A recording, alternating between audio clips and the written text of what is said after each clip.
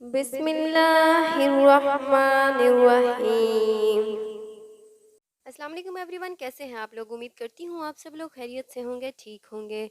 Thanks for clicking on this video. Listen to the entire lesson, don't miss a single point in this lesson, क्योंकि आपके लिए ये video बहुत important होने वाली है। आपने इस वीडियो को पूरा देखना है, स्किप नहीं करना, क्योंकि यहाँ पर आपका पूरा कॉन्सेप्ट क्लियर होने वाला है फास्ट कंटिन्यूअस टेंस के हवाले से। इस वीडियो में आपको बताया जाएगा कि ये फास्ट कंटिन्यूअस टेंस होता क्या है और इस टेंस को हम कौन कौन सी सिचुएशन में यूज़ करते हैं। आपने इस लेसन को पूरा देखना है ताकि आप लोगों का पूरा कॉन्सेप्ट क्लियर हो सके। अगर आप वीडियो को स्किप करके देखेंगे तो आपका कॉन्सेप्ट क्लियर नहीं होगा। आपने एक भी पॉइंट मिस नहीं करना। यहाँ पे हमारे पास 5 रूल्स हैं, तो हम देखेंगे कि ये 5 रूल्स कौन कौन से हैं और इनमें कौन कौन सी सिचुएशंस हैं और हम कौन कौन सी सिचुएशंस में फास्ट कंटिन्यूअस टेंस का यूज़ करते हैं। तो अपना वक्त ज़ाया किए बिना चलते हैं अपने टॉपिक की तरफ। Let's get started. Usages number 1, interrupted action in the past. मतलब कि माजी में कार्रवाई में खलल पड़ा।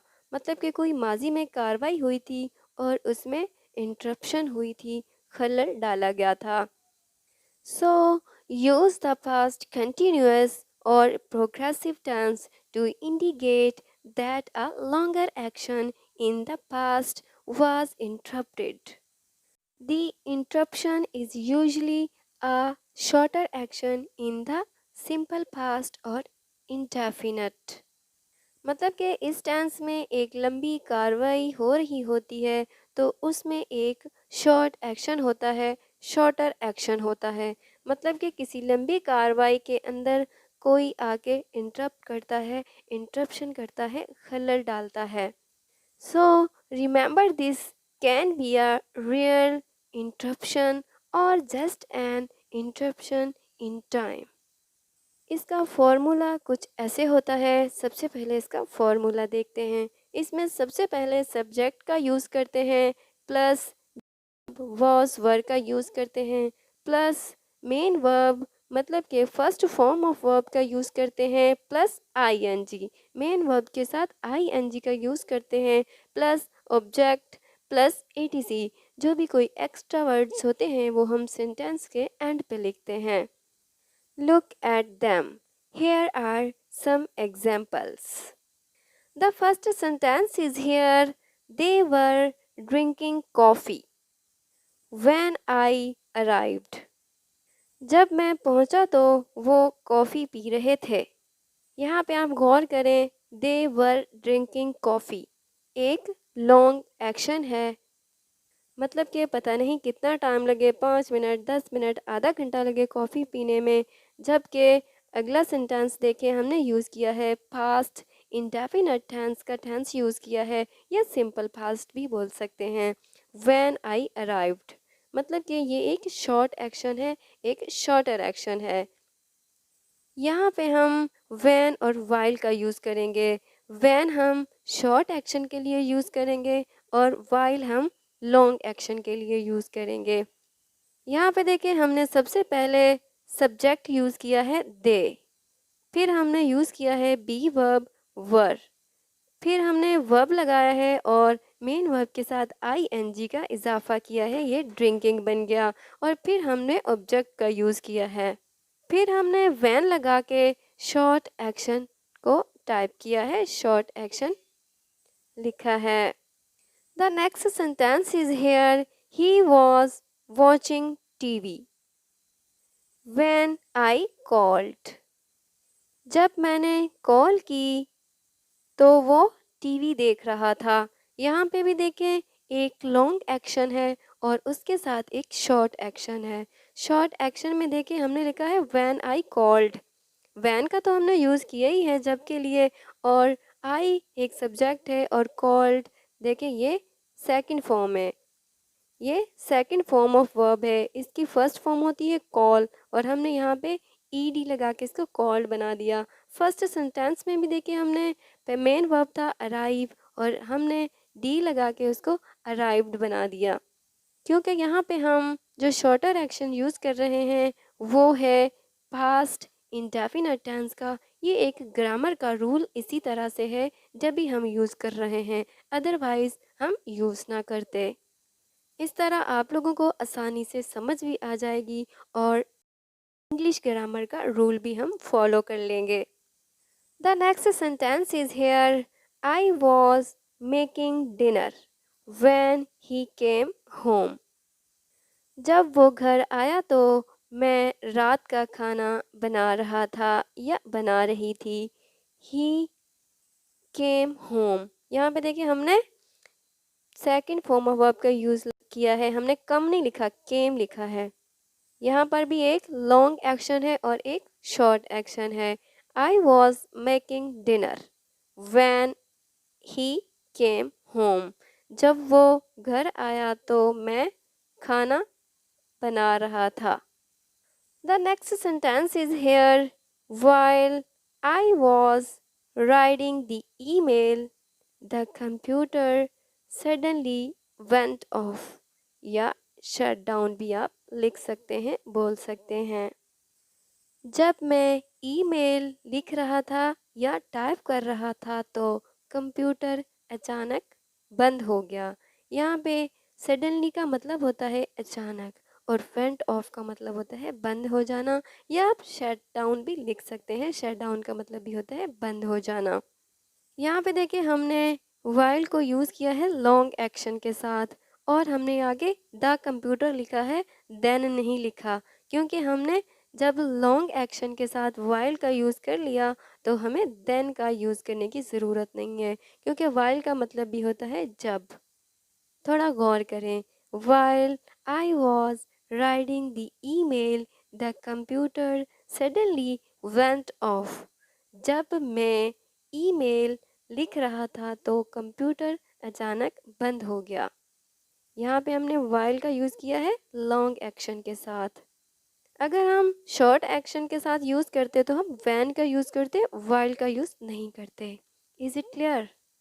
यूजेज नंबर 1 का हमारे पास लास्ट सेंटेंस है, while Ali was sleeping last night someone stole his car. जब अली कल रात सो रहा था तो किसी ने इसकी कार चुरा ली। यहाँ पे भी देखिए हमने लॉन्ग एक्शन के साथ वाइल का यूज़ किया है और शॉर्ट एक्शन के साथ हमने वैन का यूज़ नहीं किया। मतलब कि हमने दोनों सिचुएशंस में एक के साथ ही वैन या वाइल का यूज़ करना होता है। अगर हमने लॉन्ग एक्शन के साथ वाइल का यूज़ कर दिया तो हमें शॉर्ट एक्शन के साथ ज़रूरत नहीं है वैन का यूज़ करने की। While Ali was sleeping last night, जब अली कल रात सो रहा था या पिछली रात सो रहा था तो समवन स्टोल हिज कार, किसी ने इसकी कार चुरा ली। यहाँ पे भी देखें हमने सेकंड फॉर्म का ही यूज़ किया है, स्टोल लिखा। आप लोगों ने इतना याद रखना है कि व्हेन जब भी हम यूज़ करते हैं शॉर्ट एक्शन के साथ यूज़ करते हैं और हम पास्ट सिंपल मतलब कि पास्ट इंडेफिनिट टेंस के साथ यूज़ करते हैं।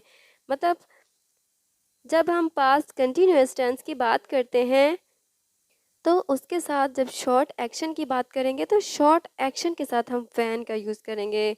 Like this, when plus short action past simple, while plus long action past continuous. मतलब कि जो हमारे पास सेंटेंस होगा कंटिन्यूअस उसमें हम वाइल का यूज़ करेंगे, जो होगा पास्ट इंडेफिनिट टेंस या पास्ट सिंपल तो उसके साथ हम वैन का यूज़ करेंगे। Is it clear? हमारा ये था फर्स्ट यूजेज। आई होप कि आपको अच्छे से समझ आ गया होगा। अब हम चलते हैं अपने नेक्स्ट यूजेज की तरफ। Usages number 2, specific time as an interruption. मतलब कि किसी मखसूस वक़्त के लिए भी हम पास्ट कंटिन्यूअस टेंस का ही यूज़ करते हैं। मतलब कि कोई चीज़ पास्ट में ही हुई थी और पास्ट में ही ख़त्म होगी और हम प्रेजेंट में रहते हुए उस चीज़ से रिलेटेड बात कर रहे होते हैं। So as we have described in rule number 1, the past continuous is interrupted by a shorter action in the simple past or indefinite. However, you can also use a specific time as an interruption. मतलब कि जब कोई specific time होता है तो इसमें भी हम फास्ट कंटिन्यूअस टेंस का ही यूज़ करते हैं। यहाँ पे हम सारे उसी फॉर्मूले से रिलेटेड सेंटेंसेस बनाएंगे, मतलब कि मस्बत जुमलों का जो हमने यूसेज नंबर 1 में फॉर्मूला देखा है। Look at them, here are some examples. The first sentence is here, last night at 6 PM I was eating dinner. कल रात शाम 6 बजे मैं रात का खाना खा रहा था। मतलब प्रेजेंट में रहते हुए हम कल की बात कर रहे होते हैं। यहाँ पे देखें हमने यूज़ किया लास्ट नाइट एट 6 PM, फिर हमने यूज़ किया सब्जेक्ट, फिर हमने बी वर्ब का यूज़ किया, फिर हमने मेन वर्ब और मेन वर्ब के साथ आईएनजी का यूज़ किया, और फिर हमने ऑब्जेक्ट का यूज़ किया। Last night at 6 PM I was eating dinner. कल रात शाम 6 बजे मैं रात का खाना खा रहा था। The next sentence is hair, yesterday at this time it was raining. कल इस वक्त बारिश हो रही थी।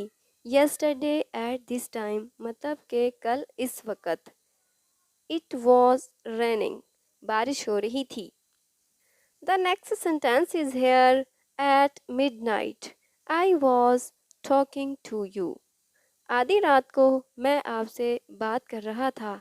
एट midnight का मतलब होता है आधी रात। I was talking to you, मैं आपसे बात कर रहा था, मतलब कि आधी रात को मैं आपसे बात कर रहा था। The next sentence is hair, she was reading the book last night. वो कल रात किताब पढ़ रही थी। यहाँ पे देखें हम स्टार्टिंग में भी लिख सकते हैं और एंड पे भी लिख सकते हैं। जैसा कि हमने एट मिडनाइट स्टार्टिंग में लिखा और यहाँ पे हम लास्ट नाइट सेंटेंस के एंड में लिख रहे हैं। Both are correct. Is it clear? The last sentence is here, we were going to market yesterday at this time. हम कल इस वक्त बाजार जा रहे थे। ऊपर वाले सेंटेंस में हमने yesterday at this time sentence के स्टार्टिंग में यूज़ किया था और यहाँ पे हम सेंटेंस के एंड पे यूज़ कर रहे हैं। So both are correct. दोनों सिचुएशंस में हम लिख सकते हैं, डोंट वरी अबाउट दैट। इसमें एक बहुत ही ख़ास बात है जो आपने गौर करना है और बहुत ही इम्पोर्टेंट है आप लोगों के लिए। यहाँ पे तो हमने यूज़ किया है एक कंटिन्यूअस टेंस, मतलब कि पास्ट कंटिन्यूअस टेंस, एक कार्रवाई या कोई कार्रवाई कंटिन्यू थी, जारी थी। लेकिन हम इसको इस तरह भी यूज़ करते हैं। Important, in the simple past, a specific time is used to show when an action began or finished. In the past continuous, a specific time only interrupts the action. Look at them. Here are some examples. Last night at 6 PM, I ate dinner. कल रात शाम 6 बजे मैंने खाना खाया। मतलब कि मैंने रात का खाना खाया, मतलब यहाँ पे कोई एक्शन कंटिन्यू नहीं है। यहाँ पे हम कौन सा टेंस यूज़ कर रहे हैं? Past indefinite tense, right. ऐसे भी हम ऐसे सेंटेंस बना सकते हैं। The next sentence is here, yesterday at this time it rained। कल इस वक्त बारिश हुई या हुई थी। मतलब कि यहाँ पे कोई एक्शन कंटिन्यू नहीं था, मतलब कि ये पास्ट इंडेफिनिट टेंस के वाले से बात हो रही है, हम ऐसे भी लिख सकते हैं। The last sentence is here, at midnight I talk. आधी रात को मैंने बात की या मैंने बात की थी। ये तो था यूजेज नंबर 2। अब हम देखते हैं कि यूजेज नंबर 3 क्या है। यूजेज नंबर 3, पैरेलल एक्शंस, मतलब के मतवाजी इक़दामात। When you use the past continuous with two actions in the same sentence, it expresses the idea that both actions were happening at the same time. The actions are parallel. मतलब कि एक ही वक्त में जब दो action same हो रहे होते हैं तो वो एक्शंस होते हैं पैरेलल। चलें समझते हैं कुछ एग्जाम्पल्स के साथ। Look at them, here are some examples. The first sentence is here, I was studying while he was making dinner. जब वो रात का खाना बना रहा था तो मैं पढ़ रहा था। देखें इन दोनों सिचुएशंस में सेम पास्ट कंटिन्यूअस टेंस का यूज़ हो रहा है। कोई काम जारी था, मुसलसल कोई काम हो रहा था। मतलब कि दोनों सेम है। इसमें भी हमने फर्स्ट में भी हमने मेन वर्ब के साथ आईएनजी का यूज़ किया है और लास्ट में भी हमने आईएनजी का यूज़ किया है। देखें सबसे पहले हमने सब्जेक्ट यूज़ किया आई, फिर वॉज लगाया, बी वर्ब, फिर स्टडिंग लिखा, आईएनजी का इजाफा किया। फिर देखें हमने वाइल लिखा, फिर सब्जेक्ट, फिर बी वर्ब, फिर हमने मेक नहीं लिखा, मेकिंग लिखा आईएनजी फॉर्म के साथ, फिर हमने ऑब्जेक्ट लिखा। मतलब कि दोनों सिचुएशंस सेम हैं। एक ही वक्त में दो काम सेम टाइम पर हो रहे हैं। The next sentence is here, while Iman was reading Afan was watching cartoon. जब ईमान पढ़ रही थी तो अफान कार्टून देख रहा था। यहाँ पे भी देखिए दोनों काम कंटिन्यू थे, जारी थे। The next sentence is hair, the police was chasing the man while you were talking. जब आप बात कर रहे थे तो पुलिस इस शख्स का पीछा कर रही थी। यहाँ पे भी दो काम कंटिन्यू हैं, जारी हैं, एक ही वक्त में दो काम हो रहे हैं। The next sentence is hair, you were listening while he was talking. जब मैं बात कर रहा था तो आप सुन रहे थे। You were listening while he was talking. जब वो बात कर रहा था तो आप सुन रहे थे। The last sentence is hair, they were eating dinner, discussing their plans and having a good time. वो रात का खाना खा रहे थे, अपने मंसूबों पर गुफ्तगू कर रहे थे और अच्छा वक़्त गुजार रहे थे। यहाँ पर देखिए तीन सिचुएशन है और तीनों सिचुएशंस में फास्ट कंटिन्यूअस टेंस का यूज़ हो रहा है। सेम टाइम पर सेम सेंटेंस सेम काम हो रहा है, मतलब कि सेम एक्शन हो रहा है। गौर करें थोड़ा। दे वर ईटिंग डिनर, जब वो रात का खाना खा रहे थे। डिस्कसिंग देयर प्लान्स, वो अपने मंसूबों पर गुफ्तगू कर रहे थे। And having a good time, और अच्छा वक़्त गुजार रहे थे। डिस्कसिंग का मतलब होता है गुफ्तगू और देयर मतलब होता है काफ़ी लोगों के लिए यूज़ करते हैं।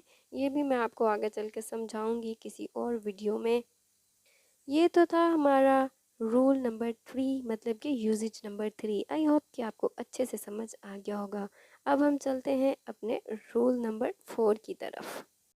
यूजेज नंबर 4, एटमॉस्फेयर, मतलब कि माहौल के बारे में जब भी हम बातचीत करते हैं गुजरे हुए वक्त के बारे में प्रेजेंट में रहते हुए, तो हम एक स्टोरी की तरह जब बयान कर रहे होते हैं तो भी हम कौन सा टेंस यूज़ करते हैं? पास्ट कंटिन्यूअस टेंस का यूज़ करते हैं। In English, we often use a series of parallel actions to describe the atmosphere at the particular time in the past. मतलब कि इंग्लिश में हम अक्सर माजी में किसी ख़ास वक्त के माहौल को बयान करने के लिए मतवाज़ी इक़दामात का एक सिलसिला इस्तेमाल करते हैं। Look at them. Here are some examples about atmosphere. Means that हम यहाँ पर एक स्टोरी की तरह बात करेंगे। मतलब कि अगर हम कहीं जाते हैं कि वहाँ पे क्या क्या हो रहा होता है, वो सारे माहौल के बारे में हम बताएंगे। So please don't miss a single point in this usage. When I reached the party, जब मैं पार्टी में पहुंचा।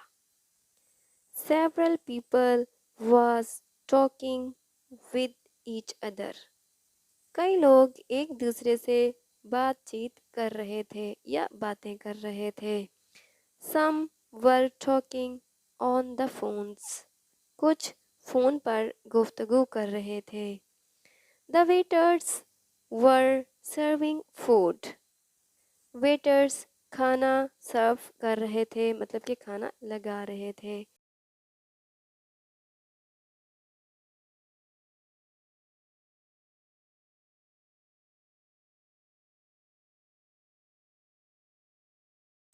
सम पीपल वर शेकिंग हैंड्स, कुछ लोग हाथ मिला रहे थे।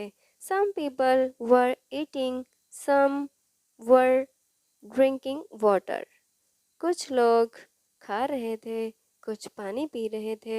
Some people were wandering around, some people were wandering around, कुछ लोग इधर उधर घूम रहे थे। द कुक्स वर कुकिंग, बावर्ची खाना पका रहे थे। एंड कटिंग सैलड्स, और सलाद काट रहे थे। द सॉन्ग्स वर प्लेइंग, गाने चल रहे थे। पीपल वर सेलिब्रेटिंग, लोग खुशियाँ मना रहे थे। After the party was over, everyone was going home, party ख़त्म होने के बाद सब घर जा रहे थे। यहाँ पे देखेंगे एक स्टोरी की तरह था कि कोई पार्टी में जाता है तो वो कौन कौन सी सिचुएशंस वहाँ पे देखता है, कोई क्या कर रहा होता है, कोई क्या कर रहा होता है। तो हमने जितनी भी यहाँ पे बात की है सारी पास्ट कंटिन्यूअस टेंस के हवाले से ही बात की है। आप थोड़ा गौर करें तो हमने यहाँ पे वर्ड वॉज का ही यूज़ किया है। यहाँ पे हमने सब बात की है प्लूरल नाउन्स की, तो हमने वर्ड का ही यूज़ किया है। आई होप कि आपको अच्छे से समझ आ गई होगी जब हम किसी माहौल के बारे में बात करते हैं तो हम किस तरह एक स्टोरी की तरह पेश करते हैं, एक स्टोरी की तरह किसी को बता रहे होते हैं। ये तो था हमारा यूजेज नंबर 4। हम अब चलते हैं इसके लास्ट यूज़ की तरफ कि इसका लास्ट यूजेज क्या है। Usages number 5, repetition and irritation with always और कंस्टेंटली। रेपिटेशन एंड इरिटेशन के साथ हम यूज़ करेंगे ऑलवेज और कंस्टेंटली का। The past continuous tense with words such as always or constantly expresses the idea that something irritating or shocking often happened in the past. Remember to put the words always or constantly between be verb and verb plus ing. Look at them. Here are some examples. The first sentence is here. She was always coming to class late. वो हमेशा देर से class में आती रही या आती रही थी। यहाँ पे देखिए हमने सबसे पहले सब्जेक्ट का यूज़ किया है, फिर बी वर्ब वॉज का यूज़ किया है, फिर हमने ऑलवेज का यूज़ किया है। एडवर्ब का यूज़ किया है, इसमें हम दो एडवर्ब यूज़ करेंगे, एक ऑलवेज और दूसरा कंस्टेंटली। फिर हमने कमिंग लगाया है, मतलब कि आईएनजी फॉर्म के साथ यूज़ किया, कम होती है इसकी फर्स्ट फॉर्म और हमने आईएनजी लगाया है कमिंग बना के। फिर हमने ऑब्जेक्ट का यूज़ किया है। The next sentence is here. He was constantly talking. He annoyed everyone. वो मुसलसल बातें करता रहा, इसने सबको नाराज़ किया। मतलब कि he was constant continuously talking, वो मुसलसल बातें करता रहा या करता रहा था और इसने सबको नाराज़ कर दिया या नाराज़ किया। ही अनॉयड एवरीवन। पहला सेंटेंस जो है इसमें हमने यूज़ किया है पास्ट कंटिन्यूअस टेंस का और आगे हमने इसका पास्ट इंडेफिनिट टेंस को यूज़ किया है। The last sentence is here, Ali was always complaining in class. Ali हमेशा क्लास में शिकायत करता रहा था। आई होप कि आपको यूसेज नंबर 5 मतलब कि आखिरी यूसेज का भी समझ आ गया होगा। अब हम देख लेते हैं कुछ नेगेटिव सेंटेंसेस के हम इनको नेगेटिव कैसे बनाएंगे। Let's get started. First sentence is here, he was not playing when I came. जब मैं आया तो वो नहीं खेल रहा था।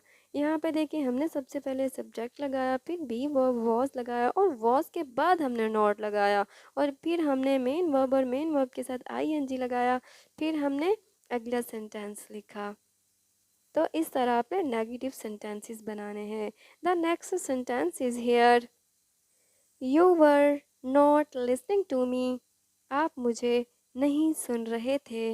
When I told you to turn the oven off. जब मैंने ओवन बंद करने का कहा था तो आप मेरी बात नहीं सुन रहे थे। यहाँ पे भी देखिए हमने बी वर्ब के बाद ही नॉट का यूज़ किया है। तो अगले सेंटेंस में देखिए हमने नॉट का यूज़ नहीं किया, हमने फर्स्ट सेंटेंस में ही नॉट का यूज़ करना है, मतलब कि एक साइड पे ही नॉट का यूज़ करना है, अदर साइड पे यूज़ करने की ज़रूरत नहीं। इसी तरह आपने सारे नेगेटिव सेंटेंसेस बनाने हैं, बोलने हैं। चलें एक और सेंटेंस देखते हैं। I didn't like them because they were always complaining. मैं इन्हें या उन्हें पसंद नहीं करता था क्योंकि वो हमेशा शिकायत करते रहते थे। यहाँ पे देखिए हम जो इसका कंटिन्यूअस टेंस है, पास्ट कंटिन्यूअस टेंस, हम लास्ट में ले गए हैं और हमने फर्स्ट में पास्ट इंडेफिनिट टेंस का सेंटेंस यूज़ किया है। यहाँ पे आई डिडंट भी लिख सकते हैं, कॉन्ट्रैक्शन डिड नॉट की कॉन्ट्रैक्शन होती है डिडंट, मैंने डिडंट का यूज़ किया है, आप डिड नॉट भी लिख सकते हैं, डोंट वरी अबाउट दैट। अगर इसी को हमने इंटरोगेटिव सेंटेंसेस बनाना हो तो हम इसका बी वर्ब पहले ले आते हैं, फिर सब्जेक्ट लगाते हैं और फिर मेन वर्ब और मेन वर्ब के साथ आईएनजी लगाते हैं, फिर ऑब्जेक्ट का यूज़ करते हैं। आई होप कि आपको अच्छे से समझ आ गई होगी। अगर फिर भी कोई कन्फ्यूजन हो, कोई हेजिटेशन हो तो आप मुझे कमेंट बॉक्स में मैसेज करके बता सकते हैं, पूछ सकते हैं और आप बताया करें कि आपको कौन कौन से सेंटेंस में या कौन कौन से टेंस में प्रॉब्लम है, तो मैं उसी से रिलेटेड आप लोगों के लिए वीडियो बनाया करूं। आप मुझे अपनी राय ज़रूर दिया करें और अगर अभी तक आपने मेरी वीडियो को लाइक नहीं किया तो प्लीज़ लाइक कर दें, अगर प्लीज़ सब्सक्राइब नहीं किया तो सब्सक्राइब भी कर दें और बेल आइकन के बटन को लाजमी प्रेस किया करें ताकि न्यू वीडियो का नोटिफिकेशन आपको मिलता रहे और आप बने रहें हमारे साथ। अभी तक जिन लोगों ने मेरी वीडियोस को सब्सक्राइब किया है उन सब का तहे दिल से शुक्रिया अदा करना चाहती हूँ कि वो सब मेरी वीडियोस को लाइक करते हैं, शेयर करते हैं और सब्सक्राइब करते हैं और दिल से देखते हैं। सो अल्लाह पाक आप सबकी हर जायज़ ख्वाहिशात को पूरा करे और आपको हर दुख तकलीफ़ से दूर रखे, आपको बहुत सारी खुशियाँ दे। आमीन सुम्मा आमीन या रब्बुल आलमीन। अब इसके साथ ही मैं इजाज़त चाहूँगी, दुआओं में याद रखिएगा, मिलेंगे नेक्स्ट वीडियो में इंशाल्लाह। अल्लाह हाफिज़, टेक केयर।